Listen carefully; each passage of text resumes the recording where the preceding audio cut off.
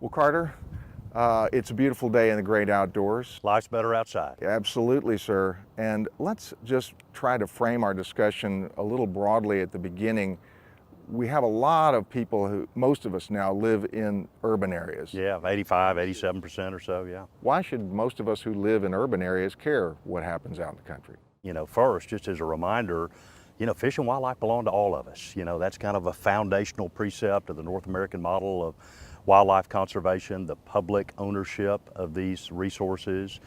The second part of that is we have a lot to steward. We have a lot to take care of. More birds, more butterflies than any other state, second most plants and mammals, third highest rate of endemism. When you look at, biodiversity as a whole, we rank second only to California. So there's a lot to steward. And there's, reasons for that, right? I mean, one, we're big, right? And that 254 counties that we have in the state are, 250 million acres of wildlife habitat and nearly 200,000 miles of rivers and creeks and streams. We stretch out to 9 miles into the Gulf of Mexico. So we're big, we encompass a lot.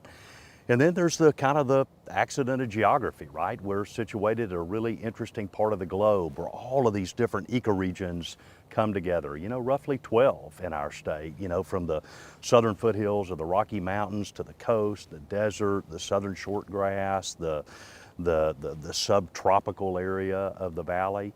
And then, of course, last but not least, is the stewardship element. And most of that, again, happens in the country. And in our state, most of that is owned by private landowners. And that's a critical part of this piece, is that with 95% of the land base in Texas being owned and stewarded by private landowners, those of us who live in cities are really dependent upon the contributions and stewardship of our private landowner partners to help manage these fish and wildlife resources that belong to all of us. And so we have people who largely live in urban areas. We've got a lot of interesting wildlife in and around urban areas, but most of it is in rural areas of the state. Most of that is stewarded by our private landowner partners, but we also have lots of public lands, parks and wildlife management areas and national wildlife refuges that the public can get out and enjoy. Is there anything that we've been able to learn from the pandemic in terms of public interest and attitudes about nature and the outdoors? I think if there's any silver linings in all of this, it's a couple of fold. First is people focusing on family, right? They have had time to focus on their family, and that's been a really positive thing. The second thing is the rediscovery, if you will, of the great outdoors. It's been a source of great therapy and respite. We know that emotionally and psychologically and physiologically, it's so important for people to get outside for their health and well-being and their mental and emotional sanity and so forth. And the trends just show that beyond any kind of question. I had a meeting last week with a bunch of park managers from urban areas across the state, and to a one, they were talking about how much utilization the parks and green belts and trails are getting within their communities. But we see that also in our space, in the state parks. Visitation in August and September, roughly 20–25% higher than what they were at the same time last year. Our hunting and fishing license sales have just been through the roof, and largely driven by people wanting to get out and fish. Resident fishing license sales are up 25–26% from where they were last year. If you get out on a lake or a reservoir or out on the coast, you see lots of people boating, lots of people fishing. And so the great outdoors is so important to the health and well-being of the people of our state and the communities, and this time of COVID has only reinforced that. That's not just our opinion. The facts demonstrate that they care. Demonstrate, yeah. Let's talk about another important thing that's happened recently, which is the Great American Outdoors Act. What does this mean for Texas and for the nation? Well, we've had a couple of big victories here really in the last 12 months. I mean, last November was the overwhelming passage of Proposition 5 and the constitutional dedication of that portion of the sales tax that we pay here in Texas that we know is the sporting goods sales tax. And that provided a now predictable, sustainable source of funding for state and local parks and historic sites. Long time coming, will make a huge difference for our outdoor spaces in Texas. But then at the federal level was the passage of another piece of transformational legislation with the Great America Outdoors Act, another piece of legislation that was a long time coming and supported by a very diverse and bipartisan set of legislators. And it's really the marriage of two major policy goals. One, to provide a source of funding to address the huge amount of deferred maintenance inside our national parks and national wildlife refuges and national forests. So, there's roughly $2 billion a year for 5 years that are set aside for that. And, that matters for us in Texas, right? For Guadalupe Mountains and Big Bend National Park and Padre Island National Seashore and the San Antonio Mission and the Laguna Atascosa National Wildlife Refuge and so forth. We want to see those places taken care of. The second part of it was the stateside part of the funding and fully funding the Land and Water Conservation Fund at the $900 million a year that was originally contemplated with the passage of that act back in the 1960s. And what that means for Texas is that we're likely to see somewhere between 20 to 25, maybe as much as $27 million a year that we're going to be able to invest back into state parks and local parks across Texas, communities big and small, where we can partner to help acquire and develop public places and outdoor recreational opportunities that can be afforded for all Texans. So with the passage of Prop 5 and the sporting goods sales tax and the passage of the Great America Outdoors, just two historic victories for the outdoors and conservation, and ultimately very meaningful for generations to come. All of us are aware that we're in a fairly divisive time in our country right now. But here, these two achievements that you just speak of, they show this broad, bipartisan, apolitical support across the spectrum. And polls have shown this. Is that not something that is an asset for us? Oh, it's a wonderful thing to celebrate. Conservation is a big tent, and everybody is invited to be in it. And I think we see that here in Texas with very strong support for conservation, whether we're talking about the stewardship of our lands or waters, our fish or wildlife, our farms or ranch, whether we want to protect our very proud hunting and angling heritage, provide affordable, accessible outdoor recreational opportunities, protecting our water. People of all stripes, from all places, all backgrounds, all ages, all political persuasions, by and large, get behind those initiatives because, I think, Tom, they see it as an investment in their home ground. I think they also see it as a generational investment in terms of what they want to leave behind for their kids and grandkids and their kids and grandkids behind that. And so, rightfully so, I think Texans are proud of this place that we live, and they recognize that we have a very unique obligation to help take care of it and to steward it. And we see that manifested in all of the, not only just the polling, as you mentioned, but also the actions that people take to help protect this wonderful outdoors and the wonderful bounty of Mother Nature that's all around us. Yeah, poll after poll shows people in Texas and probably around the nation think water, abundant clean water, is one of the highest priorities, right up there with jobs and schools and similar things. Can you talk a little bit about the connection between, again, land management in the country, water for people in cities? Yeah, well, no doubt. It's absolutely one of the defining natural resource issues for our time and times after us. And there's a lot of needs that are out there, some of which are competing, some of which are complementary. But at the end of the day, I think we can all agree is we need clean water. We need it for ourselves, we need it for our communities, we need it for our fish and wildlife and environment and outdoor recreation, we need it for agriculture.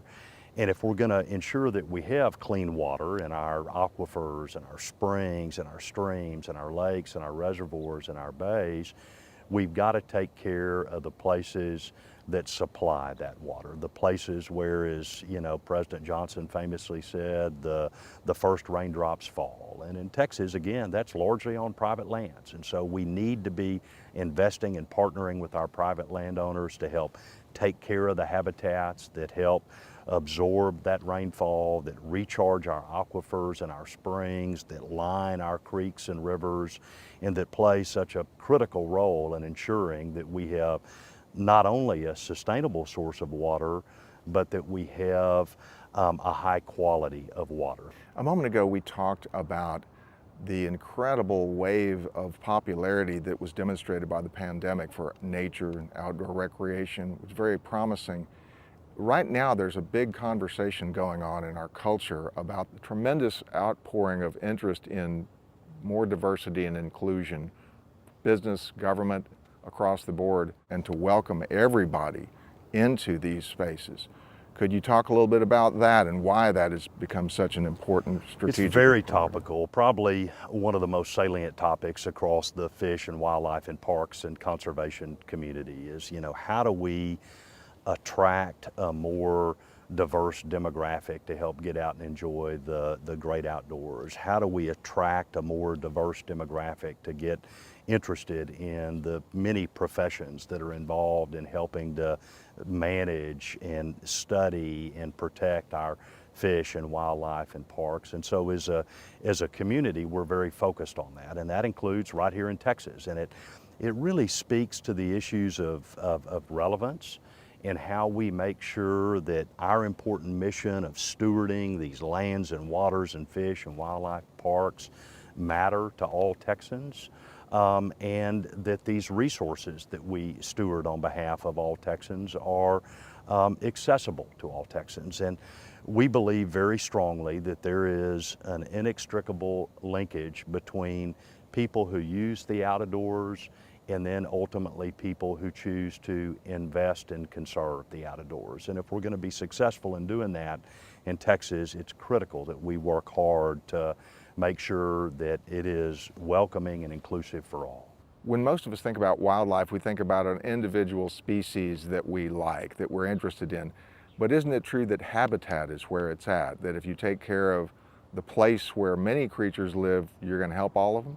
Yeah, that's really setting the table, isn't it? And, you know, whether we're talking about managing, you know, longleaf pine and wiregrass communities over in East Texas, or, you know, tomaleep and thorn scrub in deep South Texas, or, you know, the oak and juniper studded savannas in the Edwards Plateau or the Texas Hill Country, you know, ultimately diverse biological and ecological communities are the healthiest, and they're the ones that support the most, you know, vibrant ecosystems that really benefit all of the fish and wildlife and various organisms that we're concerned about. And so, you know, notwithstanding the needs that exist to engage in activities to benefit, you know, single species or groups of species, ultimately, if we take care of the habitat, it's going to take care of all the species. You know, it's interesting, you know, at the Kerr Wildlife Management Area, one of our flagship wildlife management areas around the state,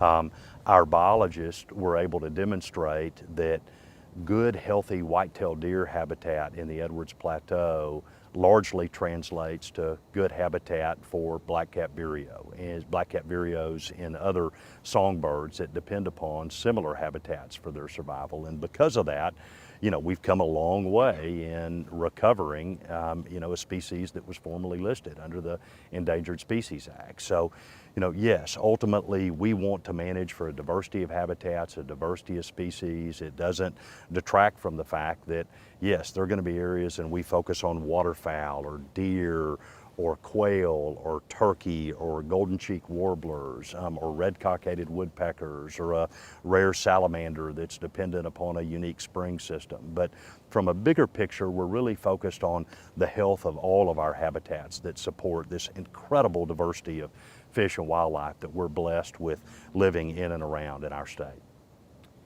I'm curious if you could say a bit about if there's an opportunity for people who may want to do something to help, Always. what are some of the things that come to mind? Well, and I think, as we think about all of these big challenges that are out there, right? Habitat loss and fragmentation and proliferation of invasive and exotic species and declining species and a changing climate and how we achieve relevance. It can seem overwhelming to any one of us. But the bottom line is individual actions matter and they add up. And so we can all do things to help ensure that our fish and wildlife and lands and waters continue to flourish. We can work on water conservation. We can work on investing in native habitat related plantings. And that's true whether you live in downtown Dallas or Houston or far out in Brewster County in terms of making sure that we have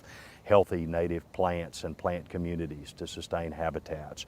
We can all look for opportunities to volunteer with organizations that are helping to make a difference, and whether that's a friend of a state park group at Cedar Hill State Park or helping to support the important work of organizations like the Dallas Safari Club. There are ways to give back and invest in the outdoors with people's time and energies and talents and resources. And we encourage everybody to get out there and get involved, get engaged, and most importantly, give back. And this makes me think that there has been an important role for support from large companies, philanthropists. It makes me think of the Texas Parks and Wildlife Foundation and many others who raise money for these causes. Conservation has long been blessed by the largesse and spirit of generosity by many philanthropists, big and small. Our own foundation, the Texas Parks and Wildlife Foundation, as you mentioned, attracts donors big and small that want to give and provide resources to support education and outreach projects, stewardship projects, investing in ways to get more people in the outdoors, to help better train our game wardens, to provide new places where people can go to hunt and fish and camp and kayak and bird watch, places like the Powderhorn or Palo Pinto State Park. And so that support from the philanthropic community, Tom, has just been critical in terms of augmenting public resources that are there, largely paid for by outdoor users, hunters, anglers, outdoor enthusiasts, to help ensure that, again, our fish and wildlife and parks and lands continue to thrive. I wanted to wrap up with two questions. One is, what are your biggest concerns that keep you up at night? And the other is, what are the reasons to hope that you see? But let's take the first one. What are the concerns, the challenges that are really top of mind for you right now? Well, there's always the tyranny of the urgent, right? There's always some catastrophic event. There's some declining species that we have got to intervene, intercede to help. There's a disease issue or a parasite issue, a flood issue, a fire issue, again, some crisis that we have to deal with. But the big issues really have largely stayed the same. And these are the ones that we've got to keep our eye on the ball on and working to address. And those have to do with the loss of habitat, the fragmentation of habitat, the proliferation of invasive and exotic species that threaten our native fish and wildlife, and whether it's exotic grasses that take over our habitats and create these monocultures and monotypic environments, or organisms like zebra mussels or giant salvinia that are taking over our lakes and reservoirs. These are big issues that we've got to focus on. But I'd say the biggest one, Tom, really has to do with a people issue.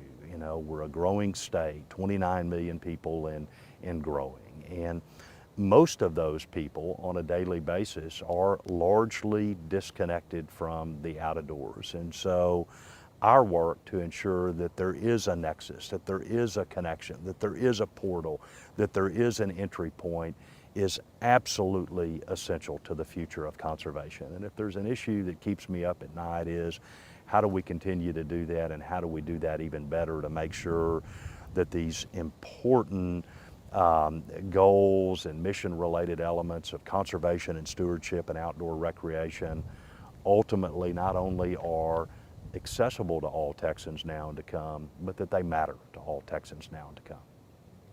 What reasons do you see to hope? I see it every day across this state, and you see it with actions big and small, you know, whether it's a volunteer that is working out inside a state park, you know, working on a habitat project or a trail maintenance project, whether it's a young person who's studying fisheries and wildlife biology who wants to, you know, come talk about a career in the field, or just last week the time I spent with our cadet class of our future game wardens and state park police officers who are going to be out there practicing conservation law enforcement and helping to protect the fish and wildlife and lands and waters and parks that we hold so dear. My hope rests really in humanity and the 1,000 acts of generosity that I have the privilege of witnessing you know, on a regular basis about how people are not only sharing that they care about these things, but how they're investing in these things to help them leave them better than they found it. And ultimately, that's what our home ground needs the most. Okay. Is there anything else you'd like to say? Life's better outside.